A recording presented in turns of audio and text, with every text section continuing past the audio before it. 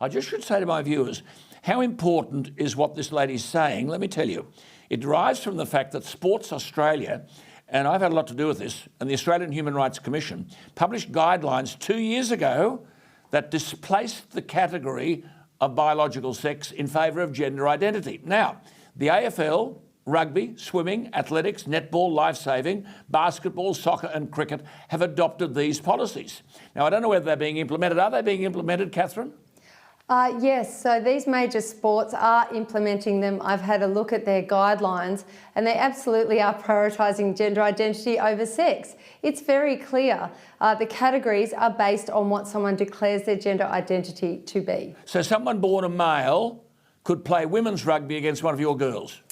Look, with rugby there are a few limitations around that, but say with hockey there's no limitation. You just merely have to sign up by ticking the female box and you can play that sport. Have parents and women been consulted on any of this? It doesn't appear so. I reached out to many of these sporting bodies, to Sport Australia, to AHRC, other women have too. We didn't get a satisfactory response, if we got a response at all. I mean, we're talking about the biological advantage of males. I'll come to that in a moment, but there's this other issue, is there not? That a person's trans or gender identity must remain confidential. So am I right in saying that anyone who raises a concern is the one who will be penalised? That's right. It is said that a person who declares they have a trans identity, it is to remain confidential. So parents and other female athletes aren't to be told.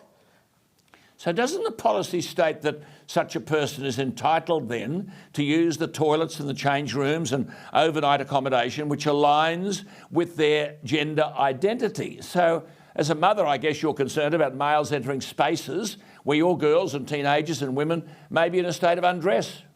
Absolutely. Not just mothers, fathers, grandparents, husbands, and the women and girls themselves. They do not want to be in a space with a male body when they are undressed, showering or otherwise in a state of vulnerability. We've seen this with Leah Thomas in the United States, where girls have had to accommodate this 6'4" male in their change room.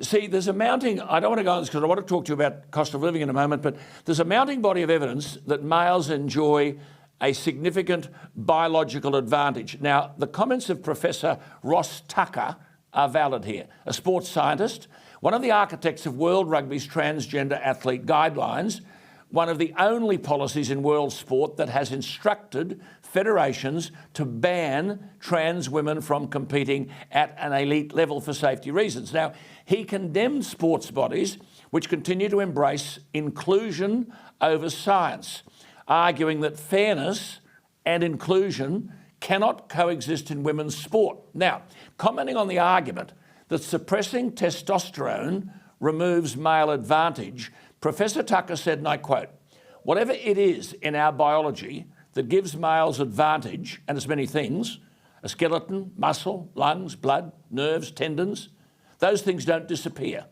And if you understand that, you understand you can't have fairness and inclusion." Katherine, these are encouraging observations by a scientist. Why are they ignored? Simply because of what you've articulated, Alan. They are absolutely prioritising inclusion over fair competition and player safety.